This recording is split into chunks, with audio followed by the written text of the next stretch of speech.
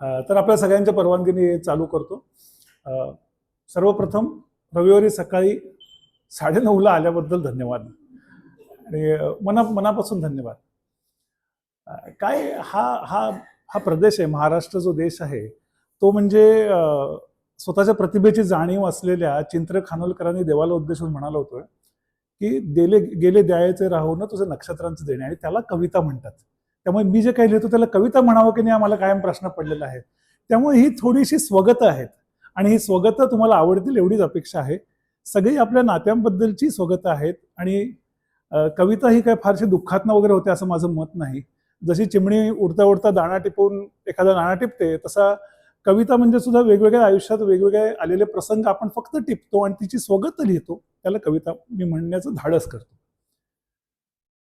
तर पहिलं स्वगत मी चालू करतोय 24 जानेवारी 2026 रोजी आमच्या आयुष्यात जे काय झालं त्याच्याबद्दल पहिलं स्वगत आहे.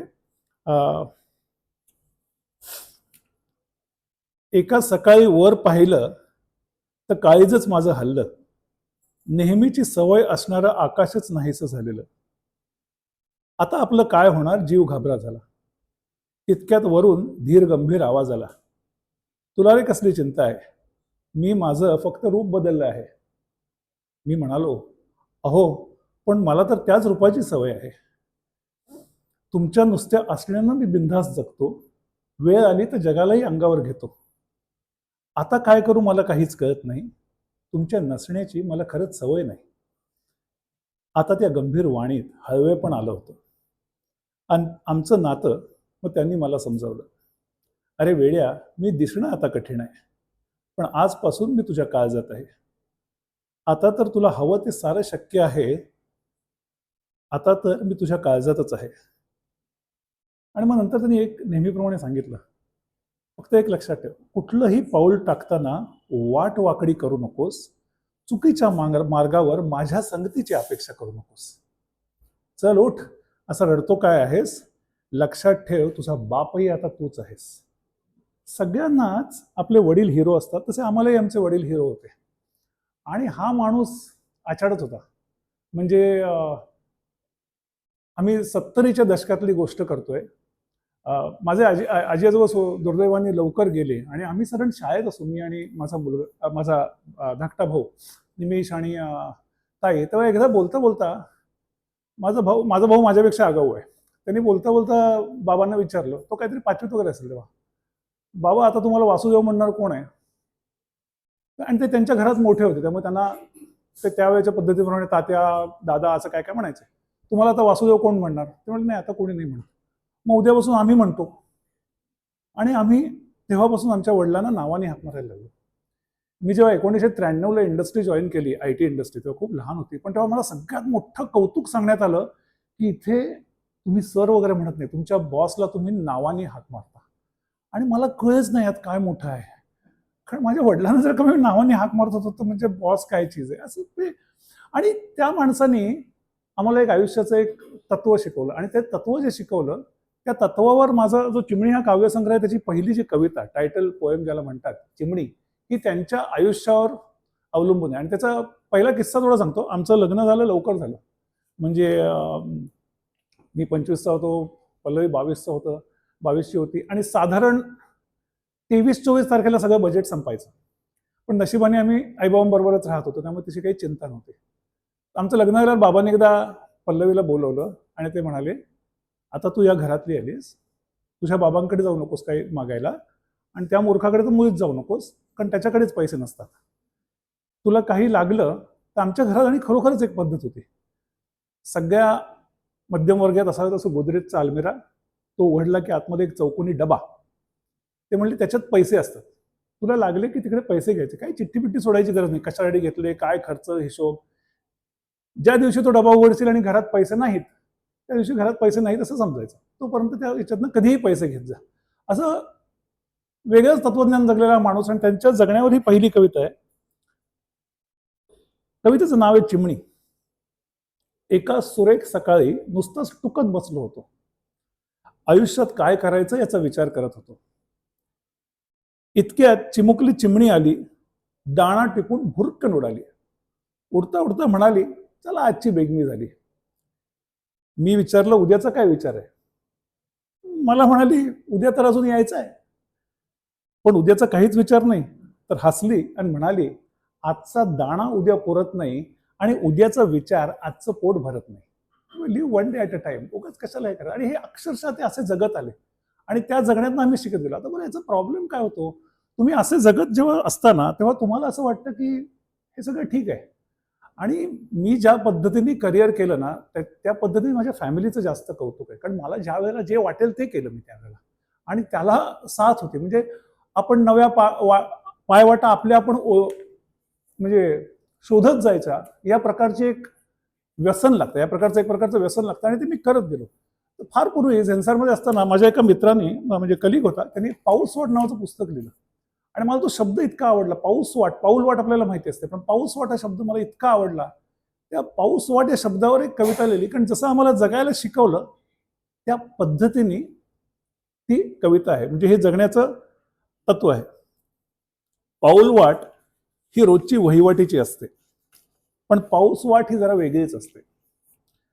पावसाच्या पहिल्या सरी एक नवी पाऊसवाट बनवतात, पण धुंद ओल्या त्या वाटेवर कुठल्याच पाऊलखुणा नसतात. उबदार ओल्या त्या वाटेवर चालायची एक मजा असते, पण आपलेच पुढचे वळणही त्या वाटेला माहीत नसते.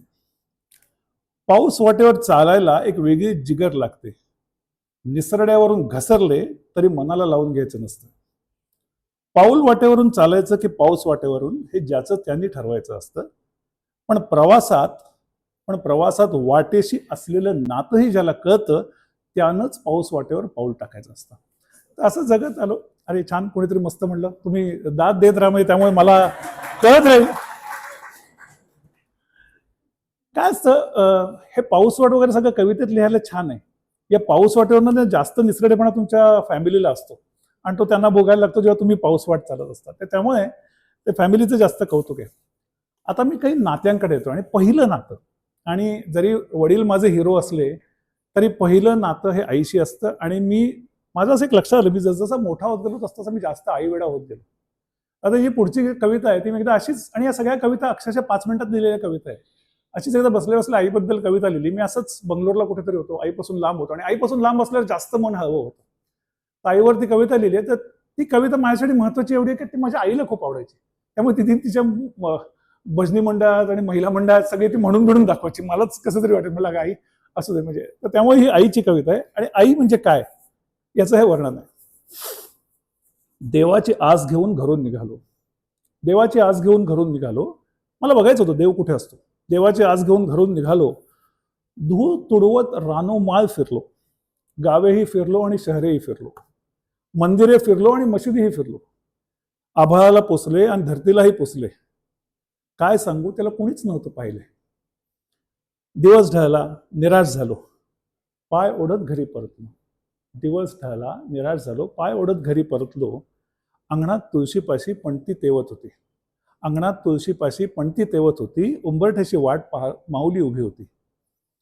पाहून तिला डोळे माझे भरून आले. पाहून तिला डोळे माझे भरून आले. जगभर हिंडलो पण दर्शन तर दारीच झाले.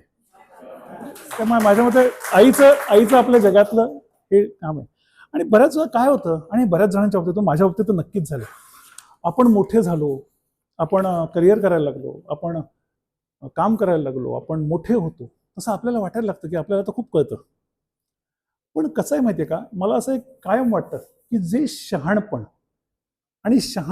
म्हणजे विजडम आणि नॉलेज यात फरक आहे.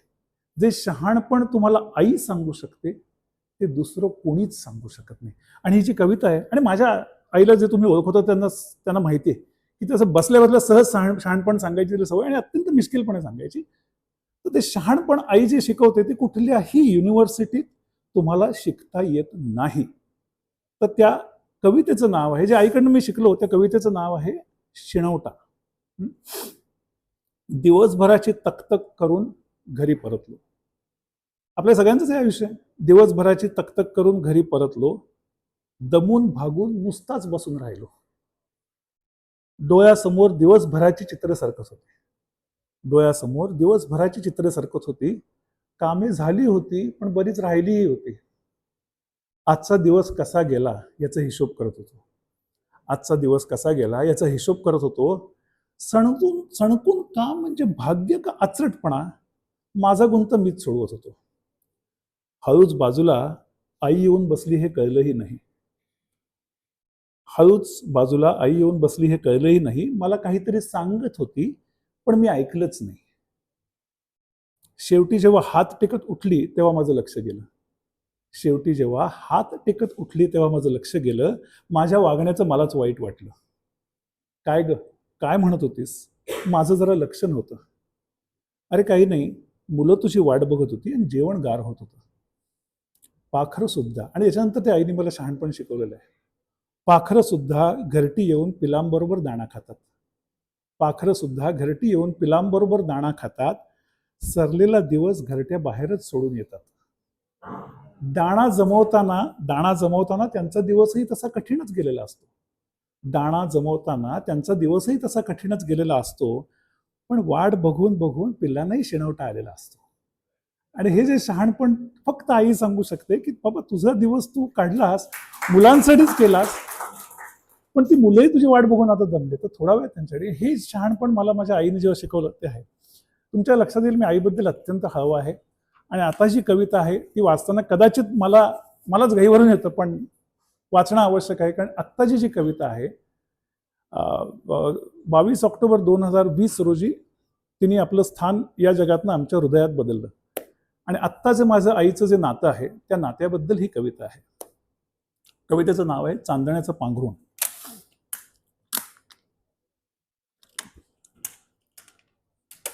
कवितेचं नाव आहे चांदण्याचं पांघरूण. लहानपणी ती दिसली नाही की मी कावराबावरा व्हायचो.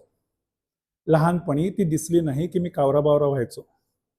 हातातली खेळणी सोडून मग तिला घरभर शोधायचो. अशाच एका संध्याकाळी तिने मला जवळ घेतलं. अशाच एका संध्याकाळी तिने मला जवळ घेतलं. चिव कावच्या गोष्टी सांगताना आभाळ दाखवलं. मी दिसले नाही ना तर तू आभाळाकडे बघत जा. मी दिसले नाही ना तर तू आभाळाकडे बघत जा. चमचमणाऱ्या साऱ्या चांदण्यात मला शोधत जा. त्यातली एक चांदणी म्हणजे मीच असेल. त्यातली एक चांदणी म्हणजे मीच असेल. कुठेही असले तरी तुलाच बघेन. आणि मग एकदा ती खरोखरच निघून गेली. आणि मग एकदा ती खरोखरच निघून गेली. चांदण्याचं पांघरूण मला पांघरून गेली. तेव्हापासून मी रोज न चुकता आभाळाकडे पाहतो. तेव्हापासून मी रोज न चुकता आभाळाकडे बघतो. तेजस्वी अशा प्रत्येकीला आई म्हणून हाक मारतो. ह्या साऱ्या आभाळात ती नक्की कुठे आहे मला खरंच कळत नाही. ह्या साऱ्या आभाळात ती नक्की कुठे आहे मला खरंच कळत नाही. पण रोज रात्री मला चांदण्याचं पांघरून घालायला ती मात्र विसरत नाही. हे माझं आणि आईचं सध्याचं नातं आहे. कसं आहे, मराठी भाषेच्या काही लिमिटेशन्स आहेत. ममत्व हा शब्द आहे, पण बापत्व हा शब्द का नाही मला आजतागायत कळलेला नाही. माझ्या मते असायला पाहिजे. बापत्व हा पण शब्द असायला पाहिजे. आणि आमच्या घरी तर उलटीच अवस्था होती. म्हणजे काय होतं की करिअर करत असताना एक गिल्ट यायची की आपल्याला मुलांबरोबर वेळच मिळत नाही, म्हणून मी ते शाळेत सोडायला बिडायला जायचो. ते शेवटी पल्लवीने मला मुलांना शाळेत सोडायला नेणं बंद केलं. कारण मला काय व्हायचं की ते एवढंच आपलं मूल ते शाळेत जातंय, मला गहीवरून यायचं. आणि मला गहीवरून आलं की माझ्याही मुलांना गहीवरून यायचं. आणि नेहमी नॉर्मल शाळेत जाणारी मुलं तिकडे पायाला मिठी मारून रडारड करायची. आणि पल्लवी म्हणायची इतकं एम्बॅरेसिंग आहे ते सगळं, नको तू येऊस त्याच्यापेक्षा, डोंट कम. आणि तिने अक्षरशः मला बंद केलं होतं. त्यामुळे बापत्व हा शब्द पाहिजे असं माझं मत आहे. आता मी मगाशी सांगितल्याप्रमाणे माझे आजी आजोबा जरी दुर्दैवाने लवकर गेले तरी माझ्या नशिबाने मला पल्लवीचे आजी आजोबा लाभले. आणि आम्ही पार्ल्यात होतो, तेही पार्ल्यातच असायचे. आप्पा COEPचे त्यावेळेचे इंजिनियर होते, करिअर केलेले होते, SECचे डिझाईन हेड होते, सगळं छान होतं. आणि ते पार्ल्याला राहायचे. मी बराच वेळ, काय असतं कुठल्याही वयात तुम्ही असलात ना, आजी आजोबा वेळ काढणं हे सगळ्यात बेस्ट असतं. कारण आपण काहीतरी छान आहोत असं वाटतच राहतं. म्हणजे आपण काही नाही केलं तरी इथे आजी आजोबा आहेत, बरेच नाव पटेल ते. तर मी आपलं त्यांच्याकडे असायचो. आणि मग आप्पा नेहमी म्हणायचे, आता पल्लवीची आई म्हणजे माझ्या सासूबाई डॉक्टर नीला पाटील, त्या हेड ऑफ द डिपार्टमेंट बायोकेमिस्ट्रीचे होत्या, सायन मेडिकल कॉलेजला होत्या. भरपूर काम असायचं, भरपूर करिअर होते, बाकीचे पण उद्योग होते. न विसरता ते शनिवारी भेटायला यायचे आप्पांना. तरी आप्पा मला म्हणायचे की ती काय, तिला एवढा वेळ मिळत नाही. आणि नंतर मग आई आल्या की आप्पा त्यांना सोडायला, म्हणजे 50 वर्षाच्या 50च्या पुढच्या मुलीला बस स्टॉपवर सोडायला 80च्या पुढचा बाप जायचा आणि आपली मुलगी नीट बसली की नाही हे बघायचा. आणि हा सोहळा बघायला मी जायचो. मला बऱ्याच वेळा भरपूर वेळ असायचा, त्यामुळे मला काही प्रॉब्लेम नव्हता. त्यामुळे मी तिकडे जाऊन हा सोहळा बघायचो. आणि आपण भयंकर छान सेन्स ऑफ ह्युमर पण होता. आणि आम्ही त्या पार्ल्यातनं त्या बस स्टॉपवरनं नेहरू रोडवरनं यायला लागलो की त्या प्लेग्राऊंडच्या इकडे थांबून मी आपण म्हणतो, आप्पा काय हो, आता आई आहेत त्या आमच्या, मोठ्या झाल्या, तुम्ही त्या बसमध्ये काय बसल्या कसला बघता. तर एक दिवस आप्पा मला त्या प्लेग्राऊंडच्या इकडे थांबून म्हणले, ज्या दिवशी तुला मुलगी होईल ना त्या दिवशी यातला विनोद संपेल, तेव्हा मला बोल. आणि त्याच्यानंतर जेव्हा जान्हवीचा जन्म झाला तेव्हा मला खरोखरच लक्षात आलं यात काही विनोद नाही आहे. आणि त्याच्यानंतर मी ही कविता, माझ्यासाठी ही कविता महत्वाची आहे, कारण मी ती आप्पांच्या वाढदिवसाला लिहिली होती. आणि आप्पांनी त्यांच्या शेवटच्या दिवसापर्यंत त्याच्याकडे झोपाय त्याच्या बाजूला ती लावून ठेवली होती. आपल्याकडे अशी एक कल्पना आहे की नदी ही पर्वताची कन्या आहे, म्हणजे डोंगर हा बाप आहे आणि नदी ही लेक आहे, अशी आपल्याकडे कल्पना आहे. कवितेचं नाव आहे बाप लेक. डोंगर एकटाच उभा होता, डोंगर एकटाच उभा होता, आपले सर आभाळाला सांगत होता. आभाळ म्हणाला, दुःख तुझं काय आहे? आभाळ म्हणाला, दुःख तुझं काय आहे? तर म्हणाला, माझं दुःख लेकीची सय आहे. अंगा खांद्यावर खेळून माझ्या ती आता पुढे गेली, अंगा खांद्यावर खेळून माझ्या ती पुढे गेली. आता म्हणे मोठी झाली भेटाया नाही आली, आता म्हणे मोठी झाली भेटाया नाही आली. सांगा रे तिला कोणीतरी डोंगर म्हातारा झालाय, सांगा रे तिला कोणीतरी डोंगर म्हातारा झालाय. रुपडं बघायला तिचं जीव आतुर झालाय. तेवढ्यात एक ढग आला गुजगोष्टी करायला, तेवढ्यात एक ढग आला गुजगोष्टी करायला. म्हणाला, आजोबा दुरून आलोय लेकीचा निरोप द्यायला. म्हणाला, आजोबा दुरून आलोय लेकीचा निरोप द्यायला. लेक तुमची सुखी आहे, आपल्या संसारी तृप्त आहे.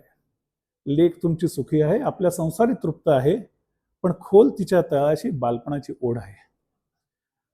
तुमच्या मनातलं तिचं खळाळणं ही तिची तुमच्यापाशी ठेव आहे. असं त्या लेकीचा निरोप तो ढग त्यांना सांगत आला. आणि हे बाप लेकीचं नातं आहे. आणि ज्या दिवशी जान्हवीचा जन्म झाला त्या दिवशी मला आप्पांनी आईला सोडायला जाणं हे अत्यंत नॅचरल वाटायला लागलं. आणि मग अशीच एक कविता माझ्या वयाच्या बापलेखामध्ये, त्यामुळे बापलेख नावाच्या 2 कविता त्या पुस्तकात आहेत. दुसरी कविता ही साधारण माझ्या वयाच्या बापांसाठी आहे. बालमंदिरात जाताना तिची पावलं थबकली, बालमंदिरात जाताना तिची पावलं थबकली. एवढ्याशा त्या चेहऱ्यावर भीती होती दाटली. मुलीला बाप सोडायला जातोय बालमंदिरात, बालमंदिरात जाताना तिची पावलं थबकली. एवढ्याशा त्या चेहऱ्यावर भीती होती दाटली. त्यानं वाकून तिला हलकेच थोपटलं, त्याने वाकून तिला हलकेच थोपटले. ती आज जाताच हळूच आपले डोळे पुसले. ती मोठी झाली आणि आता तिला तिचं जग होतं, ती मोठी झाली आणि आता तिला तिचं जग होतं. पण त्याच्या जगावर मात्र तिचंच राज्य होतं. मग तो दिवस आला जेव्हा ती घरटे सोडत होती, मग तो दिवस आला जेव्हा ती घरटे सोडत होती. मंगल त्या क्षणी त्याची चलबिचल चालू होती. जाता जाता तिने मागे वळून बघितलं. It's a circle of life. जाता जाता तिने मागे वळून बघितलं. हसणाऱ्या सुरकुत्या मागे भय होतं दाटलं. जवळ जाऊन त्याच्या तिनं त्याला थोपटलं, जवळ जाऊन त्याच्या तिनं त्याला थोपटलं. गजबजल्या त्या क्षणात त्यांचं नातं समजावलं. आता ती लेक बापाला सांगते, हिरो आहेस माझा तू हिरोच राहशील, हिरो आहेस माझा तू हिरोच राहशील. माहित आहे मला, वळून पाहीन मागे तेव्हा नेहमीच उभा असशील. असं ती लेक बापाला सांगते. आणि हे बाप लेकीचं नातं आहे. बाप लेक बापत्व हे जसे विषय आहेत. माझं भाग्य असं आहे की मला 2 आई वडिलांचे संस्कार मिळाले. 17व्या वर्षापासून मी माझ्या सासू सासऱ्यांना ओळखतोय. आणि पुढची कविता ही माझ्या सासऱ्यांवर आहे. त्या कवितेचं नाव अवली आहे. त्याचं नाव थोडीशी बॅकग्राऊंड अशी की प्रोफेसर असलेले दाम्पत्य स्वतःच्या आर्थिक स्थितीचा विचार न करता 250 मुलांना त्यांनी मिझोराम नागालँड या भागात शिकवलं. आणि आज त्या 250 मुलांनी तिकडे 3 शाळा चालू केल्या. ही सगळी मुलं नक्षलवादी होण्याची भीती होती म्हणून भैयाजी काणे जे संघाचे प्रचारक होते, ते बाबांचे शिक्षक होते, त्यांनी आणि बाबांनी हे काम केलं. आणि त्यांच्या 1.5 खणाच्या घरात बोलवलेली ती मुलं राहायची, त्यांची फी बाबा भरायचे, घरचा संसार आई चालवायचे. असं सगळं करत करत 250 मुलं त्यांनी मेनस्ट्रीममध्ये आणली. आणि पु ल देशपांडे जसं म्हणतात तसं या वैष्णवांच्या पत्न्यांचं खरं जास्त कौतुक आहे. कारण हे हातातलं कुठे कोणाला देऊन येतील माहीत नाही, आणि हे तसेच आयुष्यभर जगलेले आहेत. त्यामुळे ही अवलिया ही कविता त्यांच्याबद्दल त्यांना डेडिकेटेड आहे. सकाळच्या उन्हात अवलिया एकटाच चालला होता. खांद्यावरच्या झोळीत काय तो त्याचा संसार होता. त्या झोळीत काय होतं कुणास ठाऊक, त्या झोळीत कुणास ठाऊक काय होतं, पण अवलियाच्या चेहऱ्यावर एक वेगळंच समाधान होतं. जवळच्या वडाच्या पारावर एक म्हातारी बसली होती. जवळच्या वडाच्या पारावर एक म्हातारी बसली होती. तिचभर पोटाच्या खळगीसाठी करुणा भाकत होती. अवलियाने थांबून तिच्याकडे पाहिलं. अवलियाने थांबून तिच्याकडे पाहिलं आणि आपल्या हातातलं फळ तिला देऊन टाकलं. अवलियाच्या त्या देण्यानं वठलेला वडही थरारला. अवलियाच्या त्या देण्यानं वठलेला वडही थरारला. म्हणाला, अरे तिला दिलंच खायला, आता तुला काय खायला. अवलिया म्हणाला, अरे तिची भूक जास्त होती. अवलिया म्हणाला, अरे तिची भूक जास्त होती, तिला तर तिच्या पायांचीही साथ नव्हती. माझं काय, पाय नेतील तिकडे जाईन कुठेतरी, लागली भूक की वाजवीन दार कोणाचं तरी. वड त्याला म्हणतो, अरे दार नाही उघडलं तर राहशील की उपाशी. मग तो म्हणतो, असं कसं, माझा शिदा असेलच की कोणापाशी. अरे हस, आणि मग तो त्याला समजावून सांगतो, अरे हसून उघडेल ते दार आपलं, हसून उघडेल ते दार आपलं असतं, बाकीच्यांना पण माफ करायचं असतं. असं म्हणून तो अवलिया निघून गेला आणि युग बघितलेला वड त्याच्याकडे पाहतच राहिला.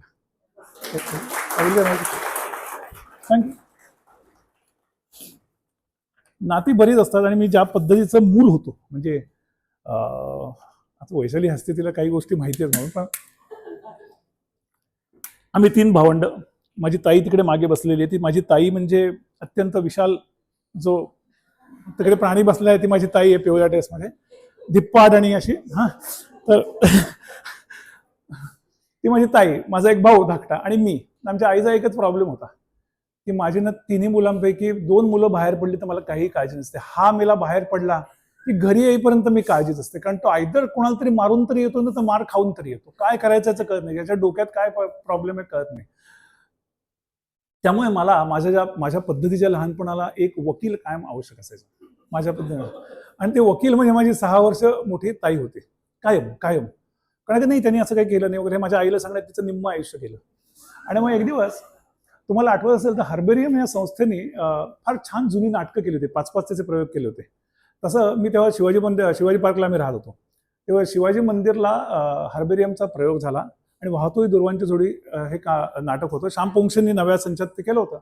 आता आमच्या सुदैवाने आमच्या आयुष्यात असं काही ताई आणि भावाच्या याच्यातले असे करुण प्रसंग वगैरे आले नाहीत, पण ते नाटक बघताना कुठेतरी मला जाणवलं की ही ताई आणि तो भाऊ वांड ह्याचं काहीतरी एक वेगळंच मनाला स्पर्श करून गेलं. आणि तुम्हाला माहिती असेल तर शिवाजी मंदिर ते शिवाजी पार्क या 5 मिनिटात ही लिहिलेली कविता आहे.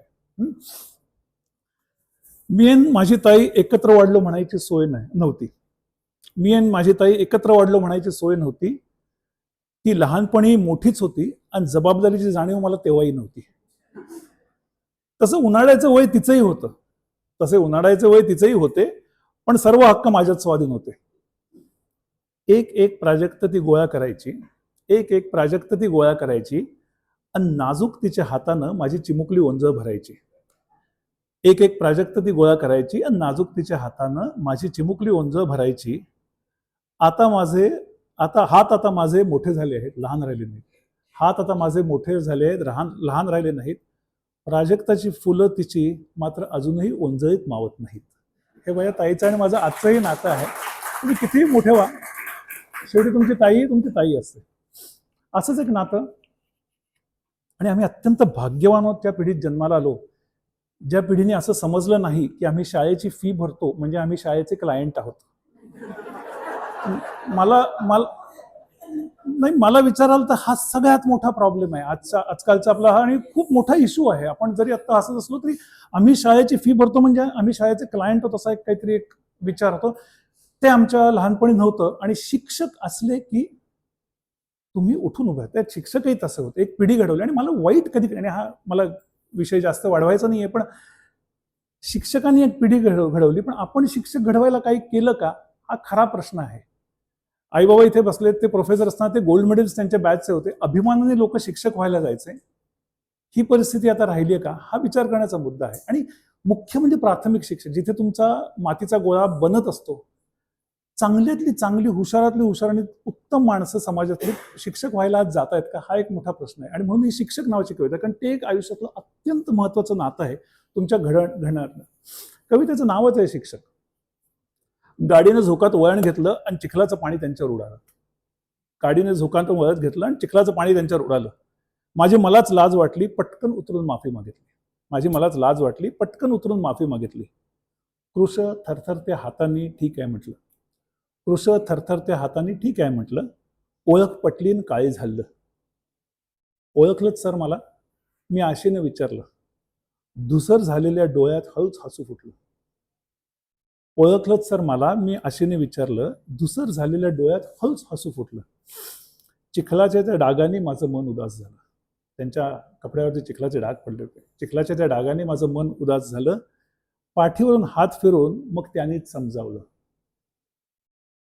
आमच्या पेशानं आम्हाला दिलेले हे दागिने आहेत. आमच्या पेशाने आम्हाला दिलेले हे दागिने आहेत. पण खरं सांगू बाळा, तू गाडीतून उतरलास ते संस्कारही माझेच आहेत. हे शिक्षकाचं नातं. त्यामुळे शिक्षकांचं नातं वेगळंच असतं. आता काय की तुझा शब्द की थेंब हा अमृताचा, तुझा स्पर्श हा चांदण्याचा, असं म्हणणे की जगदीश खिबुळकरांच्या इकडे माझी प्रतिभा नाही. पण पुढची जी कविता आहे ती कोणावर आहे तुम्हाला साधारण लक्षात आलं असेल. साधारण मी 21 वर्षाचा असताना एक 18 वर्षाची मुलगी मला भेटली. आणि ज्यावेळेला आपण अत्यंत घाबरून असतो की आपलं काय होईल याची भीतीच नसते, आपलं काय व्हायला पाहिजे हे पण माहित नसतं, त्यावेळेला आणि कन्सिस्टंटली माझ्या आयुष्यात मात्र एक कन्सिस्टंटली गोष्ट मी तोपर्यंत बघितली. 21व्या वर्षापर्यंत मी अत्यंत कन्सिस्टंटली फेल्युअर बघितलं होतं. म्हणजे माझ्या इतकं म्हणजे उद्या मला PhD करायला तो विषय अगदी तयार आहे. म्हणजे माझ्या एवढं कोणी म्हणजे काय झालं की बोंबला असंच चालू होतं. आणि अशा वेळात त्या 18 वर्षाच्या मुलीने हात पकडला आणि आयुष्य बदलून गेलं. आणि या कवितेचं दुसरं काही शीर्षक मला सुचलं नाही, त्यामुळे तिचं शीर्षक आहे ती. असंच त्याचं शीर्षक आहे. आयुष्याच्या वाटेवर एक वेळ अशी असते की आपण कोणीच नसतो. आयुष्याच्या वाटेवर एक वेळ अशी असते की आपण कोणीच नसतो. भविष्य तो सोडा, वर्तमानही आपला नसतो. अशाच एका वळणावर मी स्वतःला हरवून उभा होतो. अज्ञाताच्या भीतीनं बावरून गेलो होतो. आपलं कसं होईल ही खरं तर चिंता फार छळत नव्हती, कारण आपलं काय व्हायला पाहिजे याचीच मुळात खात्री नव्हती. अशाच सगळ्या धुराळ्यात ती कुठून तरी परीसारखी आली.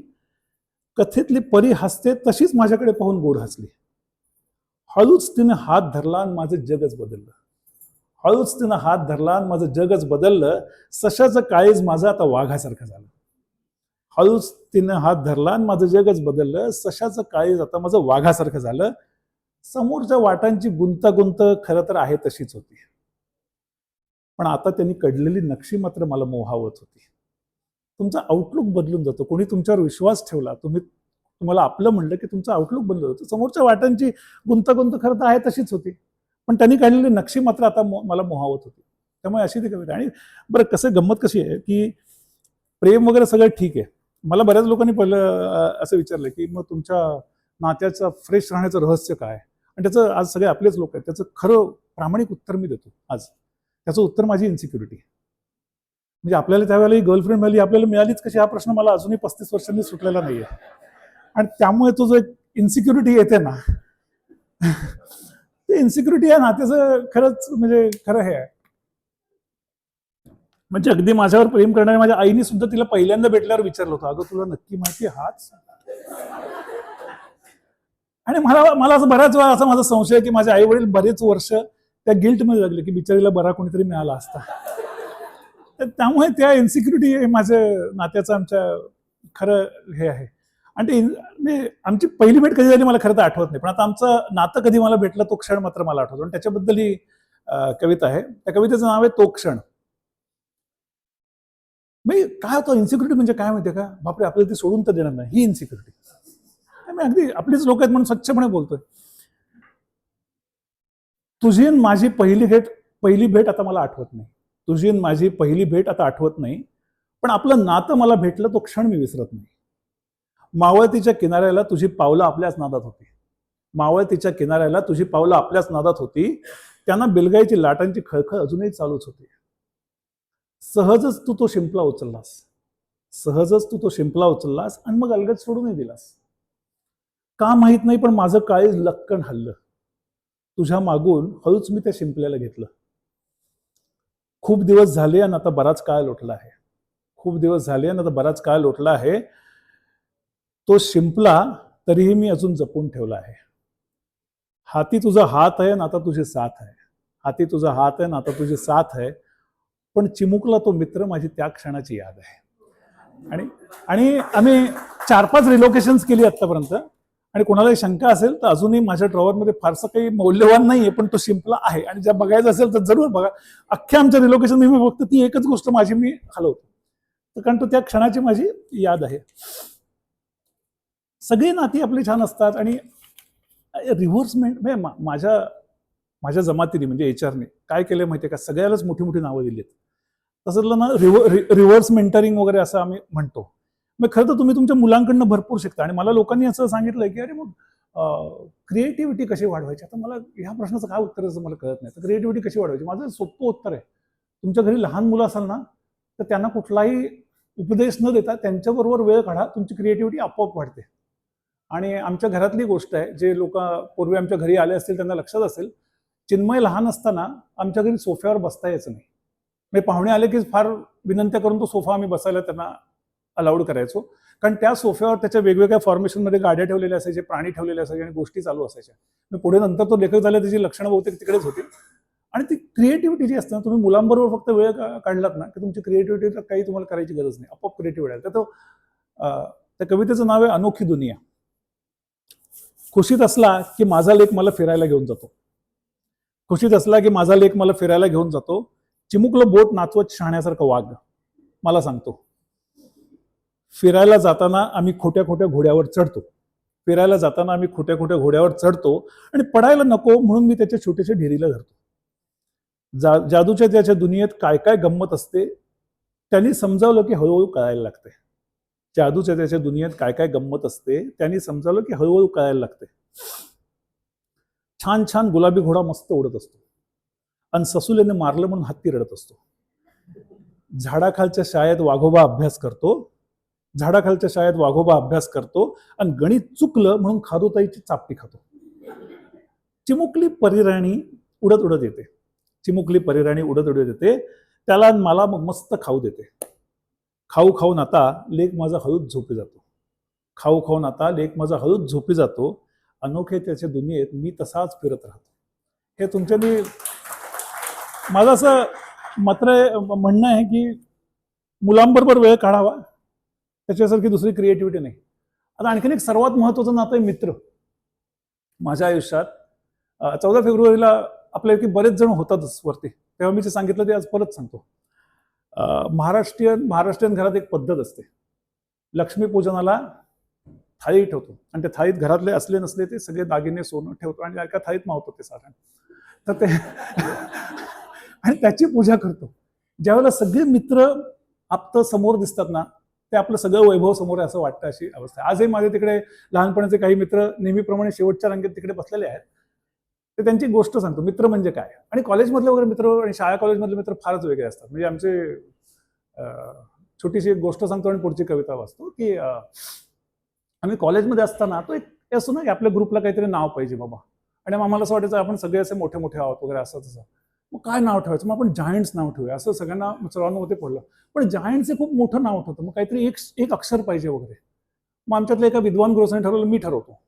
सध्या हे विद्वान गृहस्थ टेक्सासला स्थायिक आहेत आणि त्यांचा प्रश्न त्यांच्या मनात वेगळाच होता. अरे जायंट्सची सुरुवात जी पासून होते का जे पासून होते. नाही खोटं नाही सांगत त्यांनी. आणि मग त्यांनी मनापासून ठरवलं नाही जेच बरोबर वाटते. आणि मैत्री पण अशी असते की तुम्ही चॅलेंज नाही करत. मित्र म्हणलं जे जायंट्स पासून जे. तेव्हापासून जे गँग नावाचं अत्यंत विचित्र नाव घेऊन आम्ही गेली 38 ते 40 वर्ष वावरतो. म्हणजे जवळजवळ 35 वर्ष. आणि अजूनही त्या नावाने आम्ही त्याच नावाने वावरतो. तर त्या मित्रांबद्दल ही कविता आहे. आणि तुम्हाला लक्षात असेल की गावाची आपल्या एक रचना असते. झाडाचा पार जो असतो गावातला, ती सगळ्यांची तिचं रॉन्डेव्हू प्लेस, सगळे बसायची, भेटायची, बोलायची, गप्पांची जागा असते. कवितेचं नाव आहे मित्र. गावच्या वेशीवर तो माझ्या लहानपणापासून उभा आहे. गावच्या वेशीवर तो माझ्या लहानपणापासून उभा आहे. गाव बदलला पण तो मात्र तसाच आहे. गावात कोणी येणार असलं तर पहिली चाहूल त्यालाच लागते आणि गाव कोणी सोडणार असेल तरीही त्यालाच ते कळतं. लहानपणी माझी सगळी गुपितं त्याला सांगायची माझी सवय होती. पारंब्यांच्या कानात केलेली कुजबूज गुपितच राहील याची खात्री होती. माझं जग मोठं झालं आणि मला वेळ मिळेनासं झाला. माझं जग मोठं झालं आणि मला वेळ मिळेनासं झाला. नाही म्हटलं तरी त्याचा पार थोडासा परका झाला. मग एकदा असाच मी पारावर जाऊन बसलो. माफ कर मित्रा, हळूच कुजबुजलो. एक झुळूक आली आणि तो सळसळून हसला. एक झुळूक आली आणि तो सळसळून हसला. वेडा आहेस का? पारंब्याने गोंजारत म्हणाला. माझं स्थान अढळ आहे. माझं स्थान अढळ आहे. आपलं नातं तुझ्या पायातली बेडी नाहीये. जगभर मुक्तपणे फिर आणि धुंद वारा पिऊन घे. जगभर मुक्तपणे फिर आणि धुंद वारा पिऊन घे. मी इथेच आहे मित्रा. जेव्हा कधी वाटेल तेव्हा हक्काचा विसावा घे. हे मित्र असे असतात. तुम्ही 5 वर्षांनी भेटा, 10 वर्षांनी भेटा, म्हणजे काही फरक पडत नाही. असं हे मित्राचं नातं आहे. काय असतं, स्वतःच्या करिअरमध्ये फार मोठं न होण्याचे काही फायदे असतात. मी तुम्हाला मोठ्या माणसांबरोबर काम करायला मिळतं. हा फायदा मी पुरेपूर ओरपून घेतलेला आहे माझ्या आयुष्यात. मला बऱ्याच मोठ्या मोठ्या लोकांबरोबर काम करायला लागलं आणि त्यांच्याशी जेव्हा बोलतो, मोठ्या मोठ्या कंपन्या चालवणारे, मोठ्या मोठ्या इंडस्ट्रीज चालवणारे अशा लोकांशी बोललो की असं लक्षात येतं की ऍक्च्युली मनात ते साधे आहेत. त्यांना लोकांनी मारून मुटकून देवाऱ्यात बसवलंय. ते साधेच आहेत आणि त्यांच्याबद्दल ही कविता आहे. कारण अशा बऱ्याच लोकांना भेटल्यावर मला असं वाटलं की त्यांना मुळात साधेपणा आवडतो, पण लोकांना त्यांना देवाऱ्यात बसवायचं असतं. हे आहे. आनंद, तुमची हरकत नसेल तर ही कविता तुमच्यासाठी आहे. जवाहिराच्या दुकानात एक मोती भेटला. जवाहिराच्या दुकानात एक मोती भेटला. पाहता क्षणीच माझ्या मनात चटकन भरला. मी म्हणालो तू खूप सुरेख आहेस. मी म्हणालो खरंच खूप सुरेख आहेस. हसलान म्हणला इतरांसारखाच फसतोयस. हसलान म्हणला इतरांसारखाच फसतोय. सोनं माझं कोंदण नाही आणि हे माझं जग नाही. शिंपल्याच्या कुशीतली ऊब सोन्याला येत नाही. सोनं माझं कोंदण नाही आणि हे माझं जग नाही. शिंपल्याच्या कुशीतली ऊब सोन्याला येत नाही. दैवगती मला शिंपल्यात राहून देत नाही आणि बेगडी तुमचं कोंदण मला खरंच झेपत नाही. बऱ्याच वेळा आम्हाला साधंच राहायचं असतं, पण आम्हाला लोकांनी बसून हट्टाने बसवलेलं असतं देव्हाऱ्यात. तर त्याच्याबद्दल आणि मला बऱ्याच लोकांना भेटल्यावर मला असं हे मनापासून वाटलं. त्याच्यासाठी लिहिलेली कविता आहे. पुढची कविता ही आमच्या कॉर्पोरेट लोकांसाठीच आहे. वेळ त्या कवितेचं नाव आहे. काय असतं, एक फार जुनी गोष्ट आहे. शिवाजी महाराज आणि रामदासांची गोष्ट आहे. अशी आख्यायिका आहे. रामदास स्वामी आणि शिवाजी महाराज हिंडत होते. एका गडाचं बांधकाम चाललं होतं आणि नाही म्हणलं तरी तो जरी श्रीमान योगी जरी होता राजा, तर त्याच्या डोक्यात एक विचार आला की एवढे लोक काम करतात, मी लाखांचा पोशिंदा आहे. तो विचार डोक्यात आल्या आल्या समर्थ मिश्किलपणे हसले आणि तिकडचा एका पाथरवटाला जो दगड फोडत होता त्याला म्हणला, अरे ह्या दगड जरा आडवा फोडून बघ रे. दगड त्यांनी आडवा फोडल्यावर त्या आतमध्ये एक छोटी खळगी होती आणि त्या खळगीत पाणी होतं आणि एक बेडकी त्याच्यात खेळत होती. त्याच्यावर समर्थ महाराजांना म्हणलं, महाराज तुम्ही खरंच लाखांचे पोशिंदे आहात. या खडकाच्या आतल्या बेडकीची पण तुम्ही काळजी घेतलीत. आणि महाराज अत्यंत वरमले आणि त्यांनी पटकन समर्थांचे पाय धरले. ते अर्थात गुरु शिष्यही तसेच होते. मुद्दा असा आहे की बऱ्याच वेळा आपल्याला काही करायलाच पाहिजे असं नसतं, किंवा मी हे करू शकतोच किंवा हे मी म्हणतो म्हणून झालंच पाहिजे असं नसतं. आणि त्यांनी जो स्ट्रेस वाढतो ना त्याला तोड नाही. त्या कवितेचं नाव आहे वेळ. आपल्याकडे दुसरी अशी एक कथा आहे की भुंगा जो असतो तो लाकूडही पोखरू शकतो, पण जर का भुंगा कमळात अडकला तर त्या कमळातून त्याला बाहेर येता येत नाही. अशी आपल्याकडे एक हे आहे. आता खरं खोटं मला माहित नाही. काळोखाचं साम्राज्य पसरते आणि कमळ आपल्या पाकळ्या मिटवून घेते. काळोखाचं साम्राज्य पसरतं आणि कमळ आपल्या पाकळ्या मिटवून घेते. दिवसभर दंगा करणाऱ्या भुंग्याची स्वारी अलगदात अडकते. जीवाच्या आकांताने भुंगा सुटायची धडपड करतो.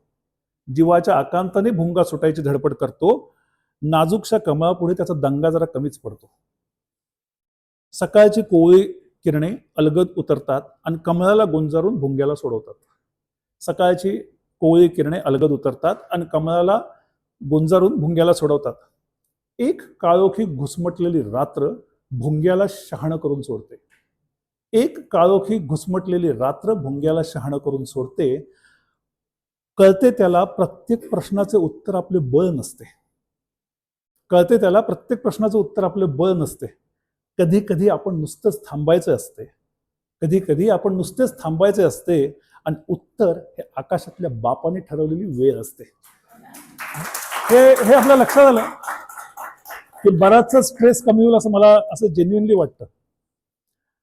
असंच आहे काय की तुमच्या आयुष्यातले तुमचे जे साथी आहेत त्यांच्याबरोबर तुम्हाला मजा तर आली पाहिजे, पण ते असे पाहिजेत की त्यांनी तुम्हाला खरं खरं काय ते सांगितलं पाहिजे, तर तेच तुमचे साथी असू शकतात. किंवा केवळ तुम्हाला छान वाटतं म्हणून ते काहीतरी बोलतील असं त्यांनी करता कामा नये. आता याच्याबद्दल एक जुनी गोष्ट आहे. माझं गाड्यांचं वेळ सगळ्यांना माहितीच आहे. तर माझी पहिली एंटरप्रेन्योरशिप होती. त्या पहिल्या एंटरप्रेन्योरशिपमध्ये मी तेव्हा एक मारुती व्हॅन घेतली होती. त्यावेळेला येणारी सगळ्यात म्हणजे स्वस्तात गाडी, पण तेवढीच मी घेऊ शकतो, ती घेतली. आणि नंतर मी एम्फोसिसला हेड HR म्हणून जॉईन करणार होतो. तर त्याच वेळेला महिंद्राने बोलेरो लॉन्च केली होती आणि मला भयंकर ते आवड होते, ते जीप बीप आणि असं सगळं बघायचे वगैरे. ते म्हटलं आपण ही घेऊया आणि मी भयंकर खुश होतो. आणि मी जाऊन बुकिंग अमाऊंट त्या सुट्टीच्या दिवशी त्या माणसाच्या घरी देऊन आलो होतो. इतकं मी एक्सायटेड होतो. आणि हे सगळं चालू होतं. तर एक दिवस 2-3 दिवस झाले असे आणि पल्लवी मला म्हणली, तुला खरं सांगू का, राग येऊ नको, पण तुला सांगते काय होतंय ते. म्हटलं काय झालं? ती म्हणली, तू जेव्हा नवीन काही चालू करतोस असाइनमेंट वगैरे, तर तू शांत बसतोस, एकटा असतोस, तू विचार करत असतोस तुझ्या असाइनमेंट किंवा आता तुझं तसं काही नाही चाललंय, नुसतं तू बोलेरो करतोस गेले 2-3 दिवस. म्हणलं हो, मला एक्साइटमेंट आहे, मला कधीपासून ते. आणि त्याला आपण त्याला जीप म्हणायचो ना, सगळ्याला जीप म्हणतो आपण. मला ते घ्यायची होती कधीपासून, म्हणून मी एक्साइटेड. ती म्हणजे मला असेल, पण मला असं नाही वाटत, मला एक दुसरी शक्यता वाटते. म्हटलं काय झालं बाई? तू काय माहितीये का, तू आता ना परत ना त्या कॉर्पोरेट वर्ल्डमध्ये ना हेड HR म्हणून जॉईन करतोयस आणि मग आपली व्हॅन घेऊन कसं जायचं, म्हणून तुला मोठी गाडी घेऊन जायचंय, असं मला शंका येते. This is not who you are. आणि हे तिने मला सांगितलं. म्हणलं तुला असं वाटतं? म्हणलं. ती म्हणजे खात्री नाही, पण असण्याची शक्यता आहे. आणि हे एकदा या चक्रात पडलास की त्याला सुटका नाही. मला अजूनही आठवतंय, मी जाऊन तो चेक परत घेऊन आलो आणि त्याच्यानंतर 3 महिने मी माझ्या व्हॅननी गेलो. आणि मग बाईंनी मला एक दिवस सांगितलं, आता तू सेटल झाला, आता तू घे हवं तर गाडी. त्याच्यानंतर गाडी गेली. सांगायचा मुद्दा असा की तुम्हाला खरं काय ते सांगणारी, तुम्हाला ते त्यावेळेला आवडलं नाही तरी ते स्पष्टपणे सांगणारी लोक तुमच्या आयुष्यात पाहिजे, नाही तर तुम्ही गुंतून बसता चुकीच्या गोष्टीत. त्या कवितेचं नाव आहे पाऊलखुणा.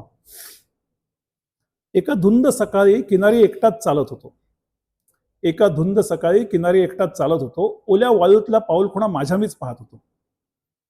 सरसरून एक लाट आली आणि पाऊलखुणाच घेऊन गेली. सरसरून एक लाट आली आणि पाऊलखुणाच घेऊन गेली. रुसून म्हणालो, हा ग कसला खेळ आहे? खळाळून म्हणाली, अरे पुढे बघ, किनारा तर अजून मोठा आहे. रुसून म्हणालो, हा ग कसला खेळ आहे? खळाळून म्हणाली, अरे पुढे बघ, किनारा तर अजून मोठा आहे. जीवन आहे मी तुझं, तुझ्या पाऊलखुणा जपून ठेवीन, ओहोटी लागेल जेव्हा आहे तशा परत करीन. आत्ता तुझ्या पाऊलखुणात ही गुंतून राहायची तुझी वेळ नाहीये. भरपूर किनारा आहे. कुशील रिटायर तेव्हा बघत बस पाऊलखुणा. मग हल्ली आम्ही कधी कधी पाऊलखुणा बघतो. आता शेवटच्या 2 कविता. हे सांगायचं कारण म्हणजे कोणी विचार करत असेल की आता अजून किती वेळ चालणार, तर म्हणजे सांगितलेलं जरा बरं असतं, नाही का? आता माझा प्रॉब्लेम असा आहे की मी आयुष्यात अत्यंत कॉम्प्लिसेंट माणूस आहे आणि मला जे ओळखतात ते लोकांना माहिती आहे. म्हणजे माझं जनरली आपलं बरंच चाललंय असं मला वाटत असतं. म्हणजे आणि शेवटच्या 2 कविता आहेत त्या आयुष्यातल्या सर्वात एका महत्वाच्या नात्याबद्दल आहेत. ते तुमच्या देवाच्या नात्याबद्दल या 2 कविता आहेत. आणि त्या देवाच्या कविता आणि माझ्यासाठी हे आपण पुण्यात राहतो ना, हे पुणे हे इरावती कर्वेंचं गाव आहे. आणि इरावती कर्वे या पांडुरंगाला हक्काने बॉयफ्रेंड म्हणायच्या. म्हणजे देव हा आपला सखा असतो, मित्र असतो. म्हणजे त्या आदरापोटी उगाच काहीतरी देव हा परका किंवा वेगळा किंवा मोठा नसतो. देव हा आपला सखा असतो. या जाणीवेतनं केलेल्या शेवटच्या 2 कविता आहेत. पहिल्या कवितेचं नाव आहे चहाचा प्याला. आणि याचं थोडीशी बॅकग्राऊंड अशी त्या उर्दू शेरासारखी आहे की म्हणजे तिला ती मिळाल्यानंतर आता माझे हात परत दुवासाठी उठत नाही, असं काहीतरी एक शेर आहे ना तसा. चहाचा प्याला कवितेचं नाव आहे. काल तर कमाल झाली, मला साक्षात देवच भेटला. बघितलं माझ्याकडे आणि देवासारखाच हसला. चल तुला जग दाखवतो, अगदी मित्रासारखं म्हणाला. चल तुला जग दाखवतो, अगदी मित्रासारखं म्हणाला. त्याच्याबरोबर भटकायचा चान्स मग मीही नाही सोडला. खूप खूप भटकलो आणि सारं काही बघितलंय. खूप खूप भटकलो आणि सारं काही बघितले. खरं सांगतो, माझ्या डोळ्याचं पारणच फिटलंय. दिवस संपला आणि रात्रही संपली. निरोपाची घडी आता जवळ आली. दिवस संपला आणि रात्रही संपली. निरोपाची घडी आता जवळ आली. मग देव मला प्रेमाने म्हणतो, बोल मित्रा, काही वर माग, काय देऊ तुला? बोल मित्रा, काही वर्मा, काय देऊ तुला? अरे ती आहे की माझ्याकडे, आता तू काय देणार मला? अरे ती आहे की माझ्याकडे, आता तू काय देणार मला? मग देव म्हणतो, बर चल, जायच्या आधी बसून पिऊ एक एक अमृताचा प्याला. बर चल, जायच्या आधी बसून पिऊ एक एक अमृताचा प्याला. खरंच नको रे, उशीर झालाय. ती उभी असेल घेऊन चहाचा प्याला. सो माझ्या आयुष्यातल्या प्रायोरिटीज क्लिअर आहेत या बाबतीत. आता देवही देव असल्यामुळे देवही शेवटी हट्टाला पेटला. हा काय आगाऊपणा आहे? मी देव आहे साक्षात, तुला लेखा वरदान मागतोय, वर मागतोय, आणि तू आगाऊपणे सांगतोय ती आहे माझ्याकडे, आता तू काय देणार मला? असेलच की माझ्याकडे काहीतरी तुला देण्यासारखं. असं काय करतो? अरे देव आहे रे बाबा, मी माग काहीतरी वरदान. मग मी देवाकडे, सगळे आपल्याकडे असताना देवाकडे काय मागायचा हा एक मोठा प्रश्न असतो. मग एक वर राहिलाय देवाकडे मागायचा, आणि हा अत्यंत मनापासून देवाकडे मी जेव्हा जेव्हा हात जोडतो तेव्हा कायम हे मागितलेलं मागणं आहे. ते वर ही कविता वाचून मी आपला छोटासा प्रोग्राम संपवतो. सहजच फिरता फिरता देव बाप्पा भेटला, खुशीत दिसला, पोरा हवं ते माग म्हणाला. पटकन काय मागायचा हा प्रश्नच होता. आपलं बरं चाललंय हा माझा समज होता. अमरत्व मागावं तर लांबच लांब म्हातारपण येणार. चिरतारुण्य मागावं तर दोस्त तर म्हातारे होणार. पैशाचं म्हणाल तर कितीही मिळाला तरी कमीच पडतो. आपल्यापेक्षा शेजाऱ्याकडे नेहमीच जास्त निघतो. मग मी देवाला काय मागितलं? मी देवाला जे मागितलं ते मी खरोखरच देवाला आजपर्यंत मागत आलोय. हळवेपणा माझा आहे तसाच राहू दे. हळवेपणा माझा आहे तसाच राहू दे. हळवेपणानं मला माझं जग जगू दे. पहिल्या पावसाचा ओला गंध मला धुंद करू दे. पहिल्या पावसाचा ओला गंध मला धुंद करू दे. पाठीवरचा मायेचा हात डोळा पाणी आणू दे. फुलावरनं निसटणाऱ्या दवबिंदूचा घोर जीवा लागू दे. फुलावरून निसटणाऱ्या दवबिंदूचा घोर जीवा लागू दे. मनातल्या साऱ्या गर्दीत मैत्रीचा एक निवांत क्षण जगू दे. देवप्पा म्हणाला, वर मी देतो, पण नीट विचार कर, संवेदना आणि वेदना यात फार नसतं रे अंतर. देव मला म्हणाला, वर मी देतो, पण नीट विचार कर, संवेदना आणि वेदना यात नसतं रे फार अंतर. मी देवाला म्हणालो, माहीत आहे मला तुला नक्की काय म्हणायचंय, माहीत आहे मला तुला नक्की काय म्हणायचंय, पण प्रत्येक क्षण जगवत मला असंच जगायचंय.